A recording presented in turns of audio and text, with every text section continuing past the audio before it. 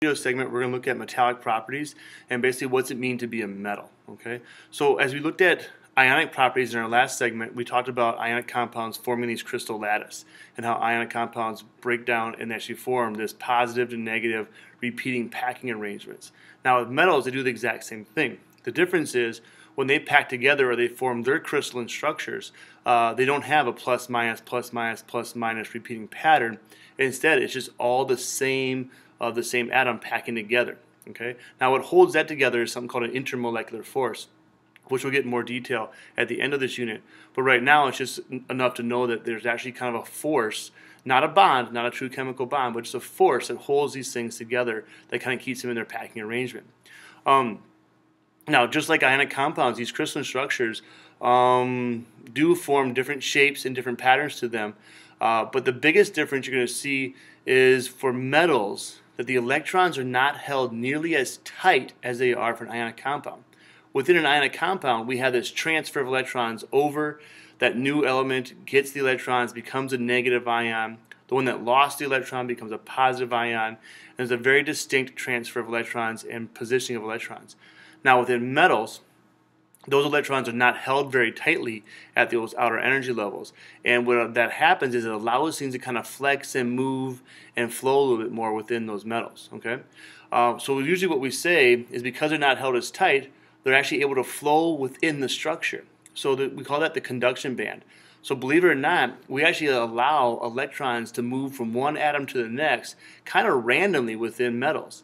What that does is allows a couple properties of metals to kind of come out.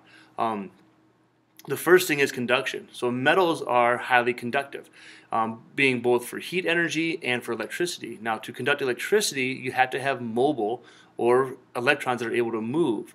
Now for ionic compounds, for them to get moving electrons or moving ions, they had to either be liquefied, turn into a liquid, or they had to be in solution. So for ionic compounds, there is not mobile electrons, but for metals, we have that. So those outer energy electrons for metals are actually able to flow past each other in this kind of field of space. We call that space the conduction band. Within this conduction band, we are now basically allowed these electrons to move so they can conduct electricity. Because if you can move electrons, you can conduct electricity. Okay. This also allows metals to be more malleable and ductile, which means you actually can bend them and twist them. Because you're not locked into this rigid positive-negative charge pattern, the metals or the atoms are actually easier to slide past each other. Okay.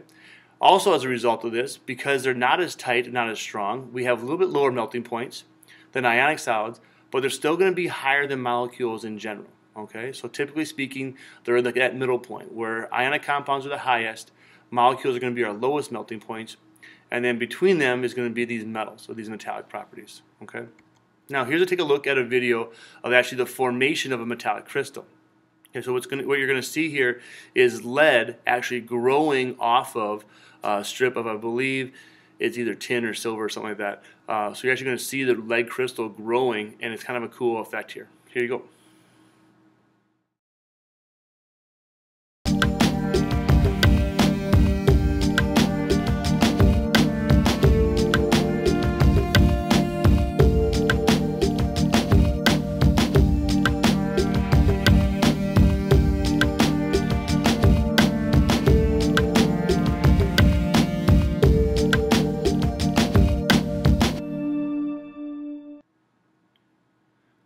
Okay, so what we saw there was that growth of the lead. It was actually with zinc that it was growing off of.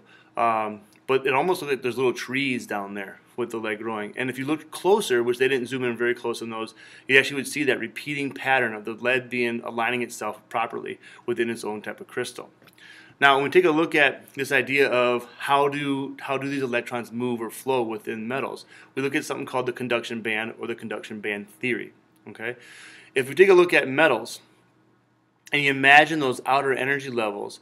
So if this is the valence energy level for the blue metal and the valence energy level for a red metal, between them, what actually happens is an overlap. So those two valence energy levels, when they're packed together, actually overlap each other. As a result, because there's an overlapping, it's kind of like building a bridge. When you have an overlap or a bridge, the electrons can flow from one side to the other freely. So there is no problem with that. If you go down to semiconductors or our metalloids, what we find with metalloids is that this difference between the blue valence energy level and the red valence energy level, those outer energy levels, is that they have a really small gap. With a really small gap, it's kind of like a ravine, or maybe break in the ground if you're hiking, where you have to kind of jump over. Where a lot of electrons can actually make that jump is very much like if you've ever, in the wintertime here in Minnesota, if you drag your feet on the carpet and then go touch a doorknob, or maybe on your car door or something, you get kind of a jump of electricity or static electricity. Very similar idea here, where electrons are actually able to jump a gap if there's enough charge buildup. So for semiconductors, because they have a gap here, not all the electrons can flow freely, but they can move across the gap, or they can conduct. We call that a semiconductor because we can actually vary how many electrons get a jump across that. So that is one of the key pieces of basically computer chips, is that we have really good control over the number of electrons that move across these gaps. So when we control electrons, that then controls how the programming works and how the code works and how the actual computer works, is the control of the flow of electrons. Now when we get to insulators, which insulators are our non-metals, okay, things like rubber and cotton and carpeting and that kind of stuff are all made out of non-metals. What happens is your valence band over here and the other valence band over here, that conduction band, there's a huge gap. Okay, we call that the band gap. And because this gap is so big, those electrons cannot make the jump. Okay, the way I kind of look at it, if we actually draw it up on the board, is if you would imagine this being copper, and its outer electron cloud is here, and you have another copper. So we have one copper here, and then we have a second copper over here. Its outer energy level is over here. And what happens is these two energy levels, those valence energy levels, actually overlap a little bit. So if you're an electron in that outer energy level, you can cross from one copper to the other without any problem. Okay? And if you have another copper down here, and its energy levels are like this, they can cross here or here. So what happens is you kind of get this sea of moving electrons. Okay? So if we take a look how that works, imagine metals being like this core of positive nuclei packed in a kind of arranged pattern, and then within that, those outer energy electrons are really kind of a sea of electrons that can move past each other. They can move in and out and slide past each other. Because they can move and slide, we now can use them to conduct electricity. Okay? Which means electrons can flow throughout the metal. All right? Now if we take a look at this graphic, the other thing that can happen is that because the electrons are free to move, if we push electrons to one side or the other, so if we start putting extra electrons on this side, what happens is we actually can push those electrons in one direction. So as you push the electrons in one direction, you actually get a flow of electrons. Well, a flow of electrons is really just conduction. And conduction is basically electricity. So if we can get electrons to move in one direction, we're now conducting electricity. Same thing happens for heat, where if you put heat in one area, that vibration moves and the whole thing starts to vibrate, and then you can actually push the heat down through the metal that way. Okay, but it all comes from this idea that these outer electrons are not bound to any one particular atom. They're able to actually move freely between the different atoms. Okay, now here's the cool thing. That's also why they're malleable and ductile. If you imagine, if I took a hammer and I hit right here on this group of atoms, if this one slides over one, or if this one slides over one, you're really not changing a whole lot in terms of the crystal structure. Sure, you're going to have a dent here, but it's not going to change these electrons or a plus to plus kind of arrangement. That's not true for ionic compounds. For an ionic compound, when you have a hammer hit it or something put pressure on it, the result there is you have a positive and a negative trying to push against each other, and they won't move. So because they won't move, instead of bending or flexing, they crack or break. Where metals, because you have a bunch of positive nuclei arranged in a packing arrangement and free moving electrons, it's no big deal for us to slide the nuclei one direction or the other. So metals tend to dent or flex or bend, and we actually can manipulate them into shapes that we want them to be manipulated into. So we call that being malleable and ductile. Okay? So it kind of comes down to there's an area where the electrons can move across. we call that the conduction band. And because they're free to move from one atom to the other, those outer electrons, overall, the number of electrons stays the same unless we push extra electrons in. Once we push extra electrons in, then we can get them to flow in one direction, or we can get them to conduct electricity. Okay? And it can be done at the solid state. Now, when you start to mix more than one metal together, okay, we get alloys. And that's going to be the focus of our lab coming up soon, is our actually creating an alloy. Okay? So if we take a look, when you build an alloy, it's always a metal plus another metal. Okay? A couple exceptions to that. We use carbon sometimes in alloys also, so that's okay that we have a few non-metals or maybe metalloids that are along the stair-step line that are also get used. But typically you're mixing two metals together, and it's a physical mixing. So if I was doing notes, I'd probably bold, italicize, highlight, underline the physical thing. Alloys are not chemical bonding. Okay?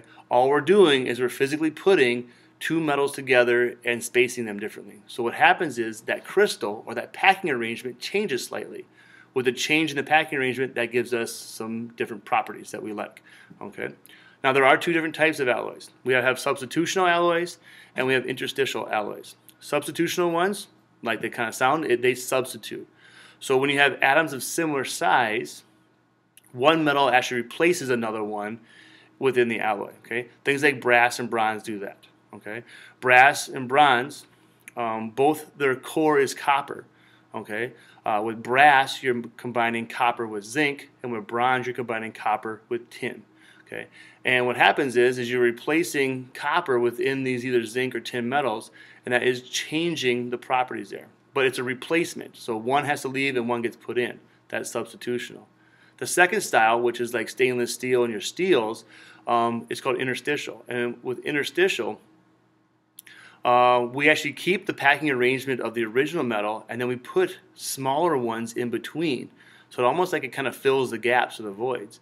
As a result, we get some pretty cool properties. So we're filling in empty space. Okay? And that's what happens with steel. Where steel is iron, and then what we do is we actually infuse carbon into the iron. So the carbon fills all the little gaps for the iron.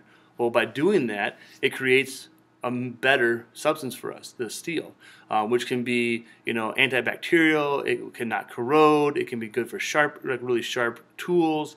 So we use steels in a lot of things because it gets rid of that corrosion problem that we have with iron, where iron tends to corrode or rust in air. So by adding the carbon, that no longer happens to the iron, and steel becomes basically something that is non-corrosive, which then also creates a surface that is antibacterial or antiviral. So that's why they use the steels and surgical steels in surgeries and that kind of stuff. Now, if you use more than two metals, if you have 3 or 4 metals in an alloy, you may get that. So stainless steel is an example of that, where stainless steel, you're not only adding the carbon, but you're also adding things like maybe nickel or silver into the iron. So you're getting a combination of both, where you're going to substitute some stuff and stick some stuff in between, and then you're going to get the benefit of both inside there. So you can have a combination of both categories also. Okay. So that is the video for this today. It takes us through metals, how metals work, why they can conduct electricity in their solid state, and then what an alloy is. Thank you.